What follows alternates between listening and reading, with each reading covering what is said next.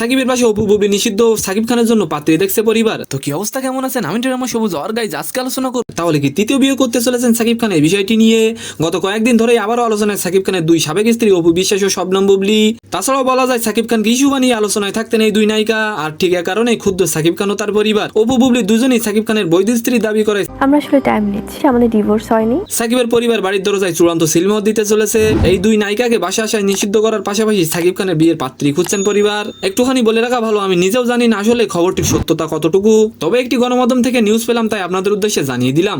অপু বুবলি প্রসঙ্গে জানা গেছে যখন তারা দেখেন মিডিয়ায় তাদের নিয়ে কোনো আলাপ আলোচনা হচ্ছে না কিংবা সিনেমা মুক্তির সময় তারা আলোচনায় উঠে আসতে গণমাধ্যমে সাকিব প্রসঙ্গ তুলে কথা বলেন। অপু বুবলির নানা মন্তব্যে সাকিব খান সহ তার পরিবার বিব্রত হন। সাকিব খান নাকি পরিবারের ইচ্ছাতে বিয়ে করতে চান। একটি গণমাধ্যমের তথ্য মতে ঢাকা জেলার পার্শ্ববর্তী একটি মেয়েকে নাকি সাকিবের বউ হিসেবে চূড়ান্ত করা হয়েছে প্রাথমিকভাবে। তো সম্মানিত দর্শক, আজকের ভিডিওটি কেমন লাগলো অবশ্যই কমেন্ট বক্সে জানাবেন। আর ভিডিওটি যদি ভালো লাগে অবশ্যই একটি লাইক দিয়ে আমাদের চ্যানেলটিকে সাবস্ক্রাইব করে দিবেন। ধন্যবাদ।